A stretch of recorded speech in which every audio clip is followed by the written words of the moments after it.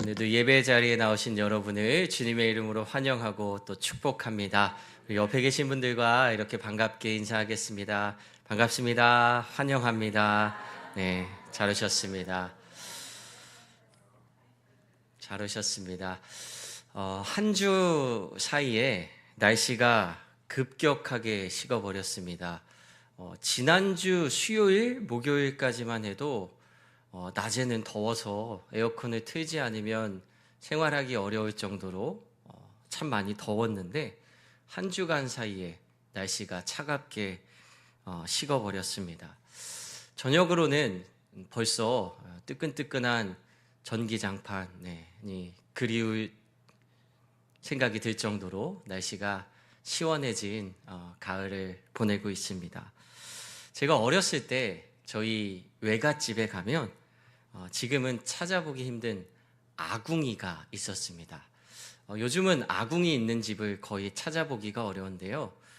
저희 외할아버지 외할머니가 사시던 집은 정말 말 그대로 장작을 떼어서 불을 넣던 집이었어요.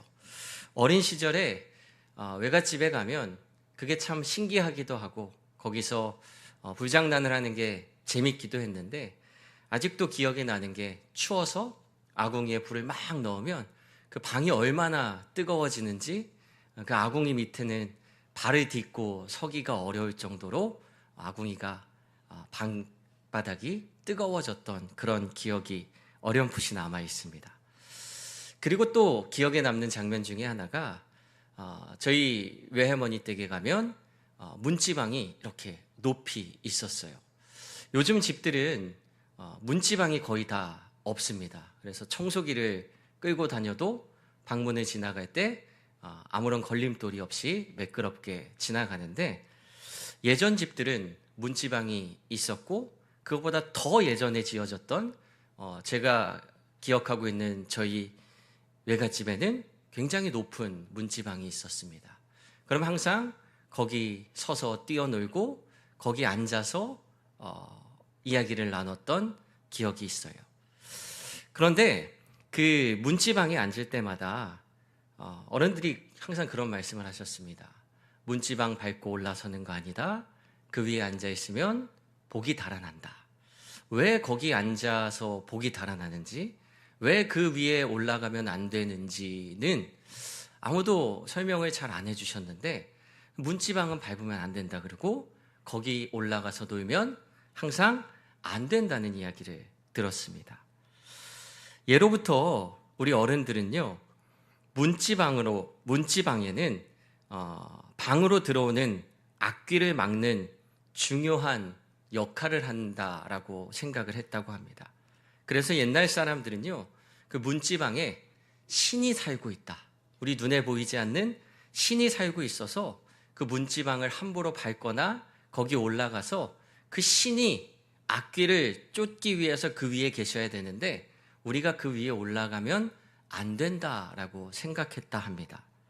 그런데 재밌는 것은요, 우리나라 사람들만 이 문지방에 올라가고 문지방을 귀하게 여겼던 것이 아니라 다른 나라에서도 이런 역사와 흔적들이 남아 있습니다. 로마 사람들은 집으로 들어가는 문을 3명의 신이 보호하고 있다고 믿었다고 합니다. 그래서 로마 사람들 역시 그 문지방을 굉장히 성스러운 곳으로, 귀한 곳으로 여겼습니다. 인도 사람들은요, 문지방이 부귀의 여신인 라크슈미라는 신이 앉아 있는 자리라고 생각을 해서 그 문지방을 또 거룩하게 여겼습니다. 그리스 로마 신화에는요, 문지방의 여신이 나온대요. 저는 이런 내용이 있는 줄도 몰랐는데 카르디아라고 하는 문지방의 여신이 등장할 정도로 고대 사회에서부터 이 문지방은 악귀를 내쫓고 집으로 들어오는 나쁜 것을 가로막는 신의 자리로 여겨졌습니다. 그런데 사람들은 시간이 지나가면서 왜 이 문지방이 그렇게 걸터 앉으면 안 되는 자리인지, 거기 서 있으면 안 되는 자리인지는 이유는 잊어버린 채 그냥 금기만 남아서 사람들의 입에서 입으로 문지방에 앉으면 복이 달아난다. 거기 서 있으면 안 된다라는 이야기만 남게 된 것이죠.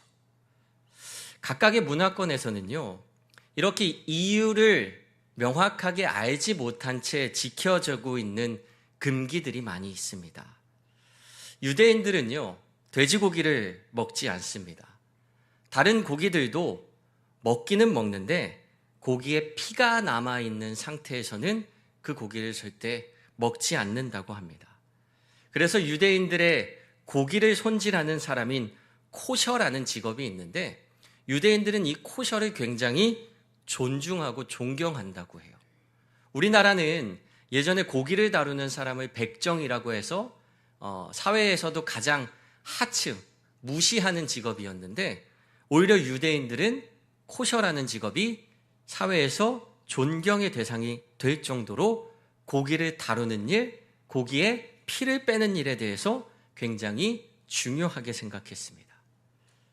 어떤 목사님이 이 내용에 대해서 이야기하시면서 이런 말씀을 하시더라고요. 우리나라 사람들이 먹는 순대라는 음식을 유대인들이 보면 기겁을 할 거라고.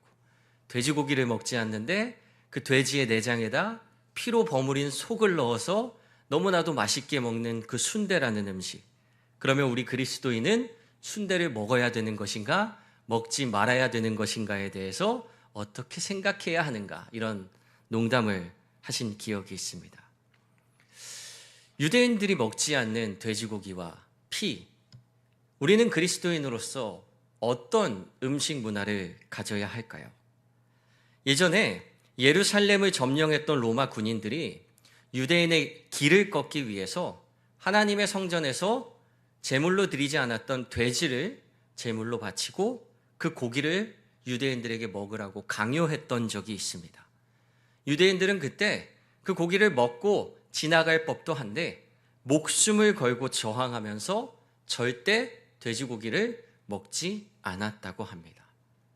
그들은 왜 이렇게까지 엄격하게 음식 문화를 지켜가면서 돼지고기를 먹지 않았을까?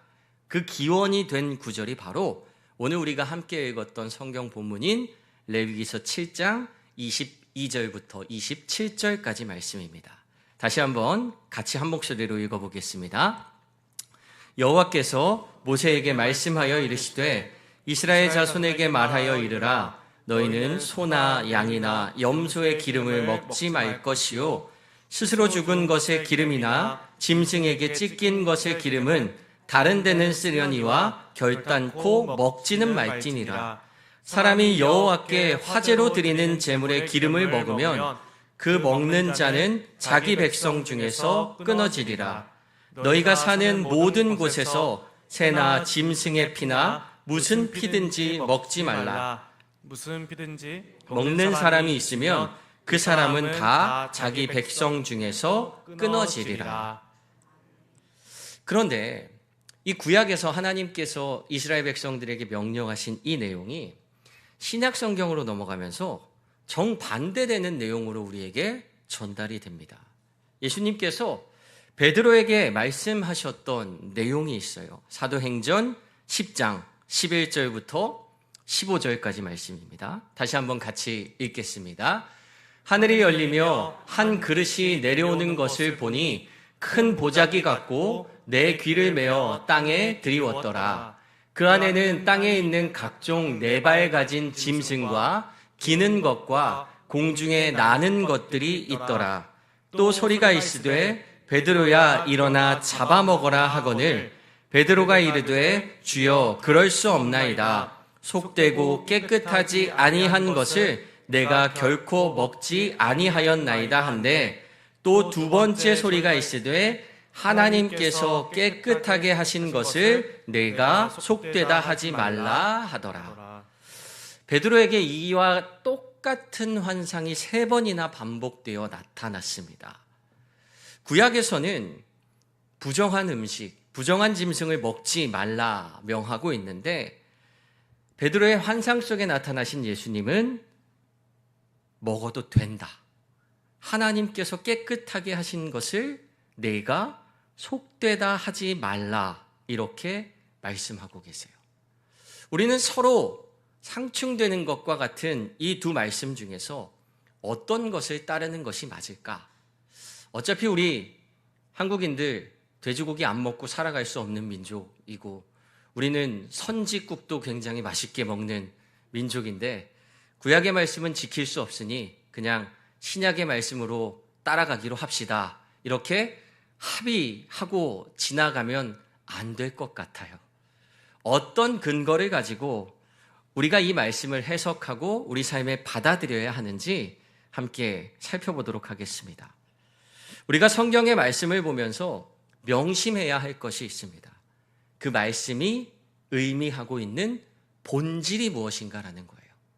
이 말씀이 표현하고 있는 껍데기 말고 이 말씀의 알맹이, 하나님께서 이 말씀을 우리에게 주신 근본적인 이유가 무엇인지를 잘 살펴보고 이해해야 합니다. 물론 하나님의 말씀을 있는 그대로 따르며 순종하는 것도 굉장히 중요합니다. 말씀을 내 마음대로 해석하고 내 마음대로 더하거나 빼서는 안 됩니다.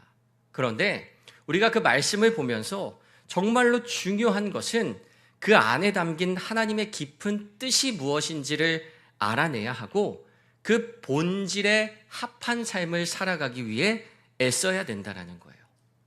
성경에서 말하고 있는 피는 생명을 의미합니다. 그리고 오늘 본문에서 말하고 있는 기름은 힘과 능력을 상징합니다. 그러니까 생명과 힘, 능력, 우리가 살아가는데 꼭 필요한 것들에 대해 하나님이 너희가 갖는 것이 아니라 하나님께 바치라라고 말씀하고 계시는 거예요. 오늘 본문인 레위기 7장 23절에 소나 양이나 염소의 기름을 먹지 말아라. 24절에 죽은 것의 기름이나 짐승에게 찢긴 것의 기름은 다른 데는 쓸 수 있는데 결단코 먹어서는 안 된다. 25절 말씀에 새나 짐승의 피나 무슨 피든지 먹지 말라라고 하나님이 강하게 말씀하고 계십니다. 사람들은요, 살아가는데 꼭 필요한 생명과 힘과 능력을 가지려고 합니다. 당연히 피와 기름, 이것들이 우리 삶에 꼭 필요한 것들이고 사람들은 인생을 살아가면서 서로 이것을 많이 가지려 합니다. 이것을 많이 가지고 있을수록 우리에게는 큰 힘이 되기 때문입니다. 근데 하나님은요, 오늘 이 레위기 말씀에 이것들을 사람들에게 나누어 주지 않으십니다. 피와 기름은 오직 하나님께 바치는 것이라고 구분하라 말씀하고 계세요. 어떤 사람은 이 말씀을 보면서 하나님에 대해 오해할지도 모릅니다. 하나님이 사람에게 갖지 못하게 하신 다음에 그것을 하나님이 독점하시고 생명과 힘과 능력, 피와 기름을 하나님이 다 가지신 채 인간을 다스리고 통치하기 위해 하나님이 힘을 갖지 못하게 하시는 거 아니야? 라고 오해할 수도 있어요. 그 사람의 마음속에는 하나님이 강압적이신 분이고 하나님이 무자비한 분으로 이해하고 있다면 하나님에 대해서 그렇게 오해할 수도 있을 겁니다. 하지만 하나님께서 이스라엘 백성들에게 피와 기름을 먹지 말라 말씀하신 본질적인 이유는요, 우리의 생명과 힘의 근원은 오직 하나님에게서부터 나온다는 사실을 우리에게 알려주시기 위함이었습니다. 우리가 가지고 있는 힘, 능력, 생명은 내 것인 것 같고 내가 누리고 내가 마음대로 할 수 있는 것 같지만 하나님은 그것을 철저히 구분하여 하나님께 드리라 하셨습니다. 우리의 힘과 생명과 그 모든 근원은 하나님이라는 사실을 우리에게 강조하고 계시는 거예요. 우리가 살아가면서 세상에서 누리는 나의 생명, 나의 능력, 나의 힘이 대단한 것 같습니다. 그래서 사람들은 그것들을 많이 갖기 위해 아등바등하며 때로는 서로에게 뾰족한 칼끝을 겨누며 경쟁하며 살아갑니다. 그런데 하나님은 너희의 생명과 힘의 근원은 오직 나 여호와 하나님이라는 사실을 기억하라. 때문에 그것을 너희들이 누리는 것이 아니라 그것은 나에게 가지고 나오라 하나님 말씀하고 계시는 거예요. 이 세상의 모든 만물의 근원이 되시는 하나님, 이 세상을 창조하시고 이 세상을 다스리시는 하나님께서 우리가 가진 피와 기름, 우리가 가진 생명과 힘이 뭐 얼마나 대단한 거라고 그것을 빼앗아 가려 하시겠습니까? 하나님이 내가 가진 거 빼앗아 가지 않으시더라도 하나님은요, 이 세상의 모든 것을 가지고 계시며 모든 것을 창조하고 다스리실 수 있는 힘을 가지신 분입니다. 때문에 우리는 나의 것을 하나님께 드리고 하나님이 우리의 것을 빼앗아 가시는 존재라고 오해하는 것이 아니라 우리의 모든 것이 하나님에게서 나왔음을 기억하는 성도들이 되어야 합니다. 저희 아이가 요즘에 이제 크기 시작하면서 부쩍 날카로운 질문들을 하기 시작합니다. 얼마 전에는 밥을 먹다가 이런 질문을 하는 거예요. 요즘 아이들이 보는 만화나 아이들 교육 영상 같은 걸 보면 그리스 로마 신화 이야기가 많이 나와요. 그런데 이 아이들이 보는 그리스 로마 신화의 신과 우리가 교회에서 배우는 예수님과 하나님이라는 신이 아이들에게는 뭐가 다른지 이게 이제 혼란스러운 거예요. 그래서 아이에게 이런 이야기를 해준 적이 있어요. 그리스 로마 신화에 나오는 그 신들은 진짜 신이 아니라 사람들의 상상 속에서 사람들이 만들어낸 이야기야 라고 이야기를 해줬어요. 근데 생각해보면 그럼 그 신들이 만들어낸 이야기면 아니 내가 교회 학교에서 배운 이 하나님에 대한 이야기도 사람들이 만들어낸 이야기가 아닐까? 그럴 수도 있는 거 아닌가라는 합리적인 의심이 드는 거예요.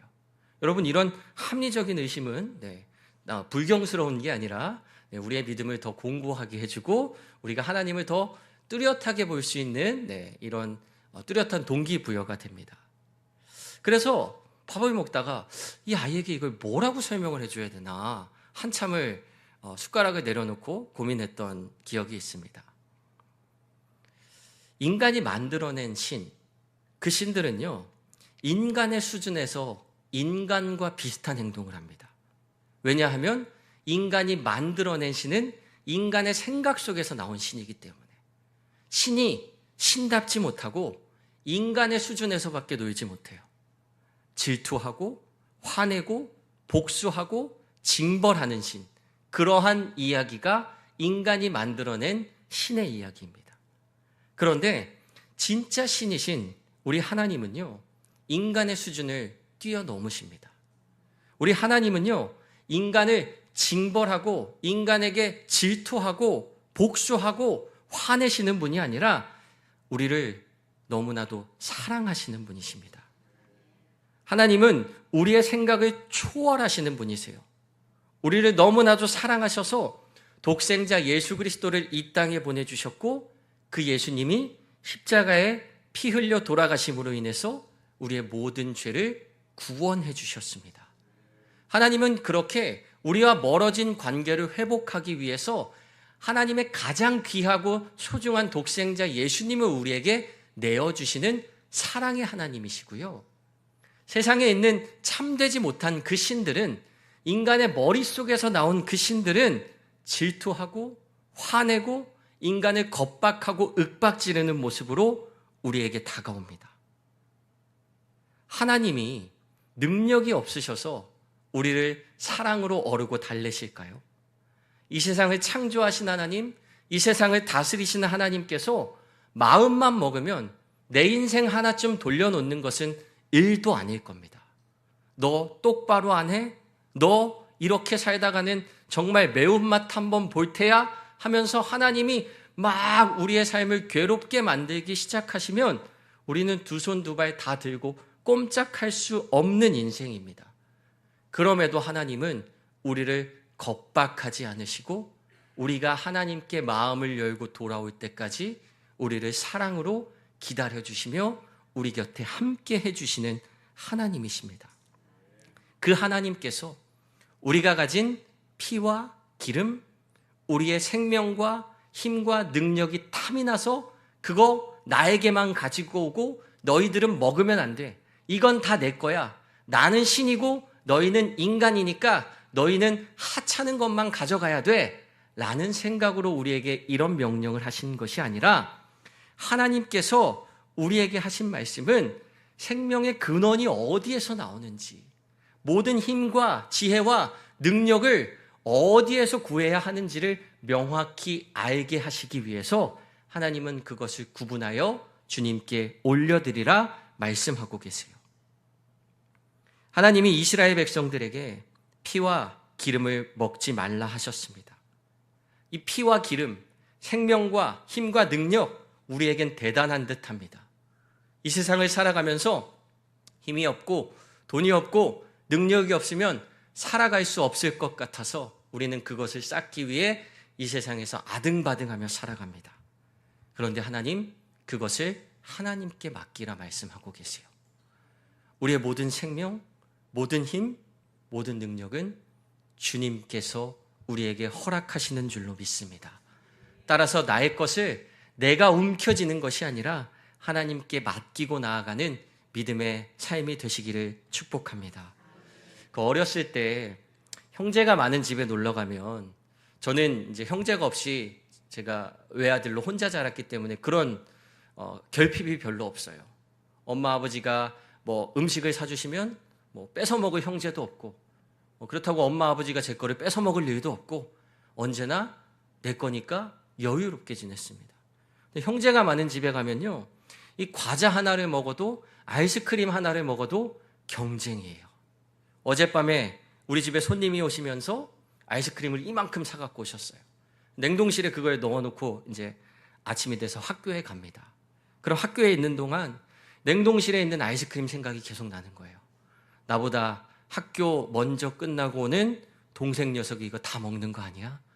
형이 몰래 와가지고 냉동실에 있는 아이스크림 다 빼먹는 거 아니야? 라는 생각이 들면서 형제들끼리 막 눈치 싸움을 하기 시작하는 거예요. 나는 하나밖에 못 먹었는데 형은 2개를 먹었고, 나는 아까워서 아껴 먹고 있는데 저 동생 녀석은 저 아끼지도 않고 막 먹는다고 이제 엄마한테 가서 이르고 하소연합니다. 아까우니까 형한테 동생한테 뺏길까봐 앉은 자리에서 아이스크림을 막 2개, 3개 먹어요. 그러다가 배탈이 나기도 합니다. 자꾸 이 아이스크림 가지고 싸우니까 엄마가 결단을 내리는 거예요. 자, 이제부터 우리 집에 있는 아이스크림은 다 엄마 거야. 앞으로는 엄마 허락 없이 아무도 아이스크림에 손대지 마. 이렇게 그 집안의 아이스크림은 엄마 거다라는 놀라운 새로운 법이 그 집안에 존재하기 시작합니다. 그런데 다음 날 이 아이의 친구가 집에 놀러 왔어요. 야, 뭐 먹을 거 없냐? 냉장고를 뒤적이다 보니까 냉동실에 아이스크림이 있는 거예요. 친구한테 물어봅니다. 나 저기 있는 아이스크림 하나만 먹으면 안 돼? 그랬더니 이 아들이 뭐라고 대답을 하나요? 안 돼. 아이스크림 다 엄마 거야. 친구는 굉장히 의아할 거예요. 이상하다. 우리 엄마는 이 시렵다고 아이스크림 잘 안 드시는데, 아니 냉장고에 아이스크림 저렇게 많은데 저게 다 엄마 거라고? 엄마 거야. 우리 집은 엄마 허락 없으면 아이스크림 먹을 수 없어. 친구는 절대로 이 상황을 이해할 수 없어요. 왜냐하면 이 법이 만들어진 상황과 환경을 알지 못하기 때문입니다. 우리가 본질을 알지 못하면 오해하게 됩니다. 그리고 본질을 알지 못하면 그 관계가 굉장히 불편해집니다. 우리가 하나님의 뜻을, 하나님의 마음을 온전히 이해하지 못하면요, 우리의 신앙생활은 굉장히 괴롭고 힘들어집니다. 하나님은 우리를 사랑하시기 때문에 우리에게 이 수없이 많은 말씀과 명령을 주셨어요.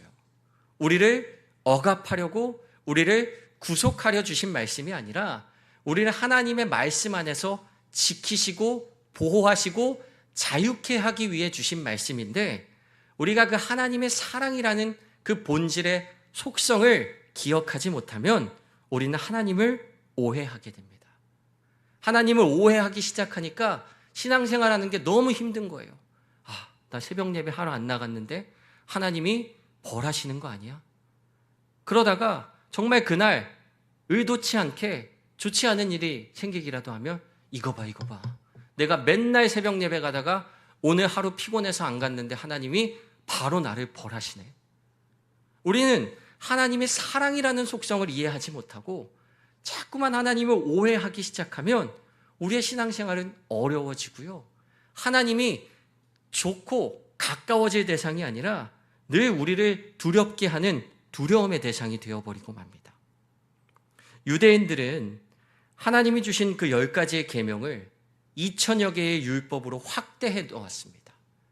하나님이 주신 그 말씀을 잘 지키겠다라는 의도였어요. 그런데 자꾸 그 법의 껍데기만 남고 하나님이 이 계명을 왜 주셨는지에 대한 그 이해, 하나님이 우리를 사랑하신다는 그 마음이 사라지기 시작하니까 그 율법 안에 스스로를 가두어 버리고 맙니다. 급기야는 하나님의 아들인 예수 그리스도까지 그 율법의 잣대를 들이밀면서 하나님의 뜻은 그러라고 주신 계명과 법이 아니었는데 자기들이 만들어낸 엉뚱한 모양의 율법을 가지고 예수님의 죄를 만들어 십자가에 매달아 버리는 끔찍한 일을 저지릅니다. 하나님이 어떤 분이신지 제대로 알지 못하면 하나님의 뜻과는 전혀 무관한 무섭고 귀괴한 일들이 생기기 시작합니다. 하나님은 우리를 잘 살게 하기 위해서, 우리를 살리시기 위해서 우리에게 하나님의 말씀을 통해 생명으로 우리를 인도하고 계시는데 우리는 그 생명의 말씀을 가지고 죽음의 길로 뛰어드는 엉뚱한 일을 저질러 버리는 겁니다. 베드로의 환상에 나타나신 예수님께서 사도행전 10장 15절 말씀에 하나님께서 깨끗하게 하신 것을 내가 속되다 하지 말아라 하셨습니다. 구약에서 먹지 말라 하신 그 하나님의 말씀을 따를 것이냐, 신약에서 먹어도 된다 하신 예수님의 말씀을 따를 것이냐, 이런 논쟁을 하자는 것이 아닙니다. 하나님이 왜 이 명령을 우리에게 하셨고 그 명령을 받은 우리는 어떠한 삶을 살아가야 하는지, 어떻게 하나님과 관계하는 성숙한 그리스도인이 되어야 하는지 깊이 고민하며 하나님의 본질을 기억하는 여러분들이 되시기를 축복합니다. 하나님은요, 절대 우리의 것을 빼앗아 가시는 분이 아니십니다. 내가 가지고 있는 가장 귀한 것, 그게 탐나서 하나님이 나에게 가지고 오라, 이런 명령하시는 분이 아니십니다. 왜냐하면 하나님은 내가 가진 것보다 훨씬 더 귀하고 좋은 것을 다 이미 가지고 계신 분이세요. 그런데 우리는 내 수준에서 하나님을 생각하면서 아니 왜 하나님이 피와 기름 좋은 건 다 하나님이 가지시고 백성들에게 나눠주시지 않은 거야? 이렇게 하나님을 오해하기 시작합니다. 오히려 하나님은요, 자신을 피와 기름으로 만드셔서 우리에게 자신의 것을 다 내어주시는 분이십니다. 요한복음 6장 53절부터 55절까지 말씀입니다. 우리 함께 한 목소리로 읽겠습니다. 예수께서 이르시되 내가 진실로 진실로 너희에게 이르노니 인자의 살을 먹지 아니하고 인자의 피를 마시지 아니하면 너희 속에 생명이 없느니라. 내 살을 먹고 내 피를 마시는 자는 영생을 가졌고 마지막 날에 내가 그를 다시 살리리니 내 살은 참된 양식이 되고 내 피는 참된 음료로다. 우리를 위해 십자가에 매달려서 마지막 피 한 방울까지 쏟으신 예수 그리스도의 사랑, 그 예수님을 우리에게 보내주신 하나님의 사랑을 기억하시기 바랍니다. 하나님은 우리의 것을 빼앗아 가시는 분이 아니시고 나의 필요를 채워주시는 분이심을 기억하시기 바랍니다. 기름과 피는 먹지 말라 하셨어요. 우리에게 결핍을 주기 위해서, 이게 귀한 거니까 하나님이 독점하시기 위해서가 아니라 생명과 힘의 근원이 하나님에게서 나온다는 사실을 기억하며 너희에게 필요한 것은 내가 다 공급해 줄 것이니 너희는 나에게 모든 것을 맡기라 말씀하신 하나님의 뜻을 기억하시기 바랍니다. 우리 삶에 하나님께 드리지 못하고 있는 것이 있습니까? 피와 생명과 기름과 힘과 능력 내려놓지 못한 것이 있으신가요? 과감히 하나님께 맡겨드리며 하나님으로 우리의 삶을 채워나가는 복된 성도 여러분들이 되시기를 축복합니다. 기도하겠습니다. 사랑과 은혜가 많으신 하나님 아버지, 귀하고 복된 삶 가운데 오늘도 우리의 삶을 인도하여 주시고 주님께로 불러주시니 감사합니다. 이 땅을 살아가면서 내 손아귀에 넣기 위해 아등바등하는 것들이 너무나도 많이 있습니다. 하지만 하나님께서 우리의 삶을 채우시고 인도하시는 참 하나님이심을 다시 한번 기억하며 우리의 삶을 주님께 맡겨드립니다.